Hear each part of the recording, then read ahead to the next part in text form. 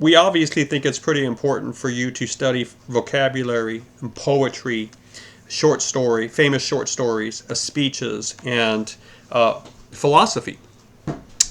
So some of these things might be actually interesting to you now, or you're kind of getting into it. It all depends sometimes on the presentation and the material picked, but you might be remembering some of these vocabulary words. One or two of these poems might be working for you. You might actually be getting intrigued by the problems that are presented in the philosophy videos, and then hearing people with their speech skills, and their speech strategies move an audience.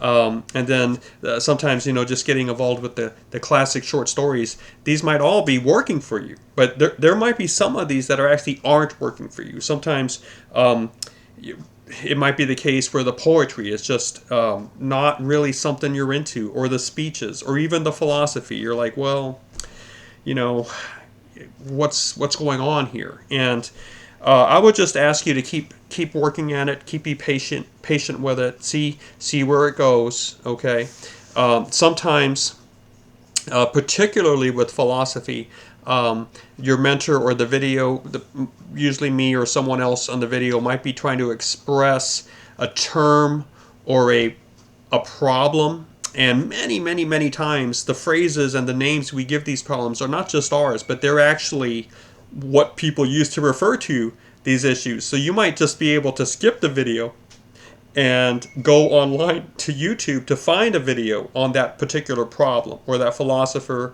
or that issue.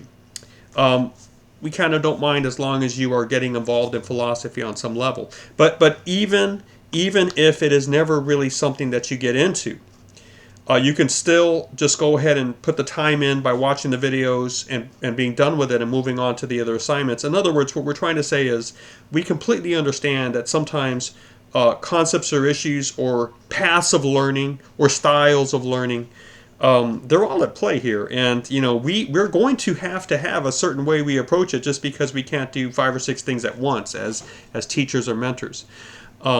And we're probably going to pick the paths and the materials that seem best for us. The way we learned it, the way we thought about it, might not necessarily be the right things for you in this moment. So that's one reason that we're not really ever going to have testing on this, or anything that you will be seriously penalized if you aren't able to see it exactly how we're seeing it, or get engaged with it at the level we want you to. We're much more about general exposure. We're much more about saying, here's what some poetry looks like that we think has a really great chance at meeting you in the middle to help you get interested in this. Or here's an approach to philosophy that's not textbook driven, but is much more, let's talk about these interesting problems, see what you think about it.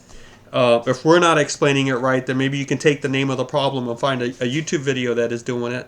But can you think about this with us for a little bit?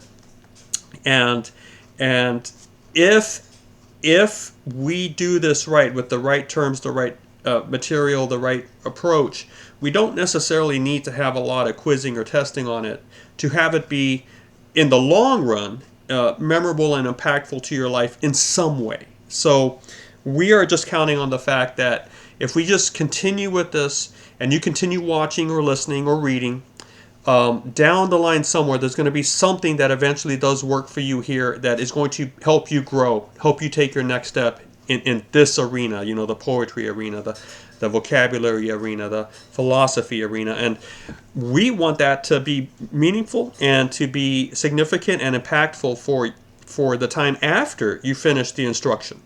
So sometimes if we were to put a structure, say a testing structure on this, and say, hey, you need to know this for the test, you will get engaged for the material for the test, and then afterwards it's going to slip away anyway, so because the engagement wasn't interest driven, it was more, I want to avoid a bad grade driven, So we have a unique way of approaching this, and we're not going to worry about too much of the traditional assessment on it, like testing or things like that. We just want you to watch the videos, think with us, it's kind of a trade-off. Give us the time here, and we're going to make sure it's not consuming your day, and we're going to also give you chances to find material that work for you, and hopefully with the movies and the books and things like that, you'll find areas that do actually interest you. But it's completely okay to move through a good part of this, maybe the first third or